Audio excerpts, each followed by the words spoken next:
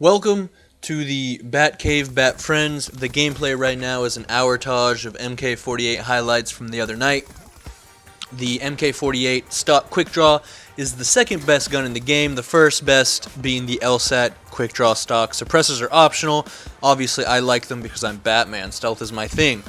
If this comm is too long, I think I will probably throw in the end a Remington 100 plus kill gameplay, and then you all can see that when Bats can't use stealth, he can still simply rely on sheer force, motherfucker. Now, the entire premise of this commentary is based around the idea that I think I'm smarter than the current Call of Duty developers, and that is sort of cocky, but that's my story and I'm sticking to it. Now, Call of Duty Ghosts is going to be accessible on the 360. Now, obviously, I think we all kind of knew this is how it would have to be, but it's still disappointing for me because it means it's not going to be anything revolutionary, you know? There is not going to be anything in the game that hasn't been done already in a previous Call of Duty because, you know, they're capped on the 360, and they have been for a while. Since Modern Warfare 2, we've basically seen each game rearrange or put a different spin on basically the exact same formulas. And if you go back and play like Modern Warfare 2 or Black Ops 1, it's fairly obvious how little progress they've actually made towards, you know, new things.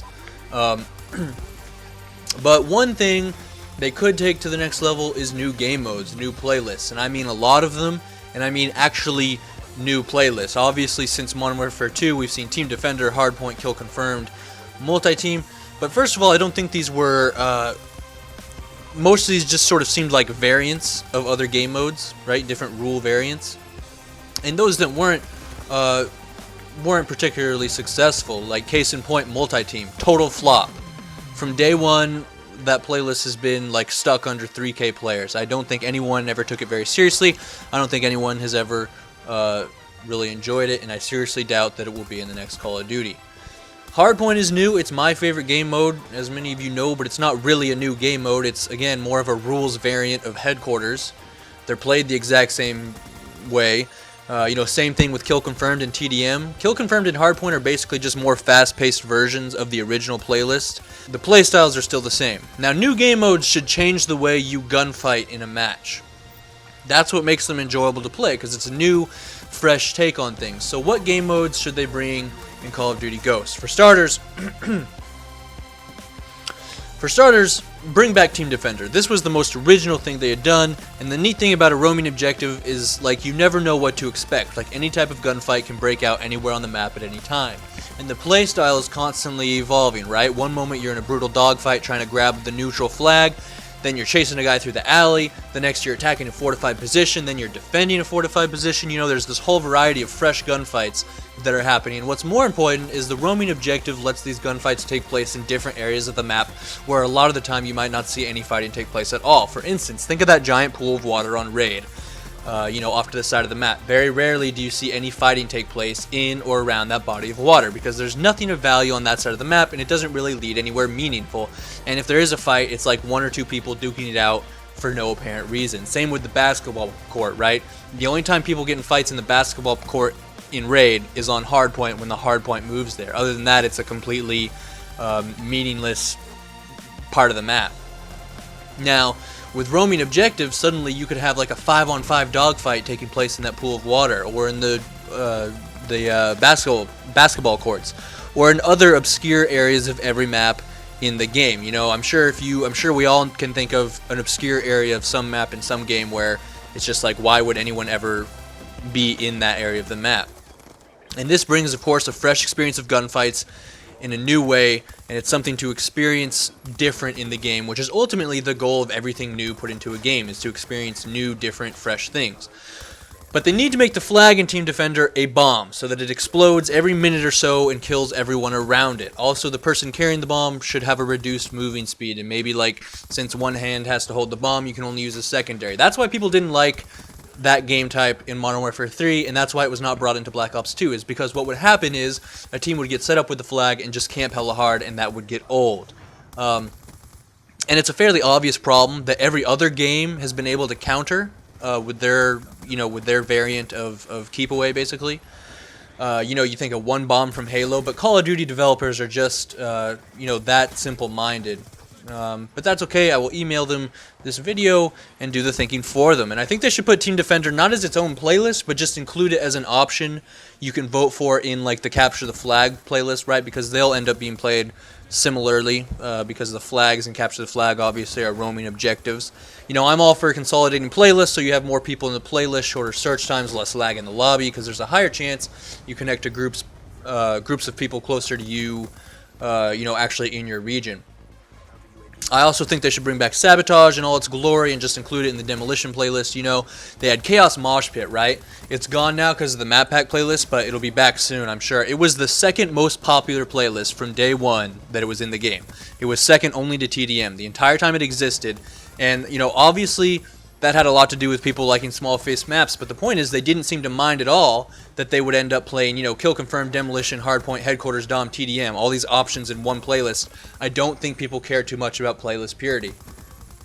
Now, Ground War should have Capture the Flag and Hardpoint, with some slight variations in the rules, and, you know, just remember, it's all about diversifying and generating fresh gunfight experiences. Now, Ground War, in theory, should be the most fast-paced game type, but it's not, because TDM and Kill Confirmed are generally pretty slow. When there isn't an objective to inspire people to move around the map, or, you know, here's a general direction to move in, you know, it sort of brings people together to fight, people have trouble finding the bad guys, because most folks don't understand the spawn system, and people like to camp, and, you know, whatnot. And obviously, Kill Confirmed is supposed to counteract that, but the fact of the matter is, most people play Kill Confirmed like it's TDM, and they just don't give a fuck about the tags. Like, the next Kill Confirmed match you play, look at the end scoreboard and compare, you know, how many kills everybody got to how many confirms they got. And in my experience, they usually pick up less than half of the tags off of people they've killed.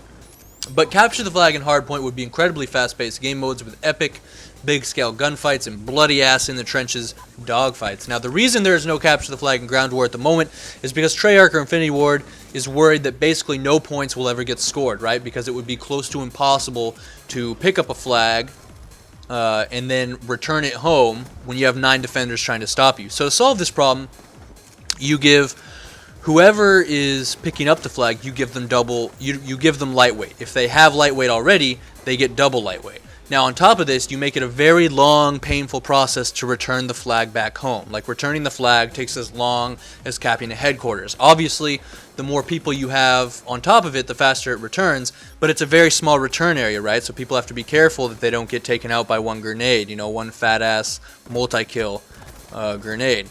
And so what'll happen is in some scenarios it might just be straight up like impossible to return the flag. Like if the guy with, you know, double lightweight on can get it out into the middle of the map in an open area, suddenly you have this massive fight taking place, you know, like in the pool area of raid, right? And one team is slowly moving the flag towards theirs so they can cap it, and of course you know, this is all going on while there's a whole nother fight taking place for the other team's flag in a different area of the map, or maybe the flag carriers ran into each other and the teams are just trying desperately to return their own flag that's sitting right on top of the other team's flag, and it's just this bloodbath, and like finally capping a flag would just be such a satisfying feeling because it took so much work and blood to accomplish. Now, Ground War Hardpoint. You got to make the hardpoint massive. So, since we're already using the raid pool as an example, imagine the hardpoint could be capped from in the pool, in that little tiki bar, up on the little boulder area right outside of the window to that kitchen. Basically anywhere on that entire side of the map. And the catch is, it doesn't get contested, but the more people you have in there, the more points you score per second. However, if your enemy's in there, it negates the points that you're scoring, if that makes sense. So if you have one guy in this massive hard point, your team is scoring 1 point per second. If you have 2 guys, you're scoring 2 points per second. But if you have 2 guys and the enemy has 1 guy, you're back down to scoring 1 point per second. If you have 5 guys in the hard point and the enemy has 2 guys in the hard point, you're going to score 3 points per second. Do you see how that works? So it just comes down to who can get more people into the hard point. And so, you know, if the enemy has, you know, their entire team of 9 guys and you have 8 guys in there, the enemy will score 1 point per second. And so it would just be a massive, prolonged gunfight for map control of a specific area. This would be hands down the most fast-paced experience in any Call of Duty ever. Now, Free-for-All is another playlist that I think should be a lot more fast-paced than it is. They need objective game modes in the playlist. The problem with free-for-all right now, again, comes down to finding people. You know, when I play free-for-all, a lot of the time it feels like the match breaks down into 2 separate matches because the spawn system spawns you close to the guy who just killed you, what happens is you have one group of people spawning on one half of the map and another group spawning on the other half of the map. And I've actually like lost a close game before just because, you know, we were tied 29 to 29 on hijack, but I get spawned in the middle of the map, which is actually a ghost town. And by the time I get back to, you know, one side of the map or the other side of the map, I've already lost. And so they should have a Team Defender free-for-all game mode and a Hardpoint free-for-all game mode. Team Defender would be pretty straightforward, you know, basically glorified keep away. And the objective doesn't have to explode because a one-man team isn't going to be able to camp against 8 other people, not effectively at least. That would be incredibly fun, I think. And then in free-for-all Hardpoint, keep the hardpoint the same size as it is in regular hardpoint, but just make it so that, you know, if you're in the hardpoint, you're scoring 1 point per second. If you and 5 other guys are in the hardpoint, you're all scoring 1 point per second. And so it's just straight up who can survive the longest in the hardpoint. And if you can find a way to lie low and let the other guys duke it out, kudos to you for being, you know, sneaky. But obviously there would be a number maybe in the hardpoint symbol telling you how many people were in it so nobody gets away with some stupid bullshit. And so I think these would all be, you know, again, these aren't like revolutionary game modes. They've all been done before in various other games like Halo or Battlefield or you know, whatever. But they would be so much more fast-paced than what we have access to now. It would make the next Call of Duty fresh and exciting and not just a reskinning of the same old shit, which is what I'm afraid is going to happen because, you know, they're not going to be able to take advantage, obviously, of the, you know, they're not going to be able to take full advantage of the 720 since the game has to be able to run on the 360 as well. I hope you were able to enjoy the video. This is Batman signing out.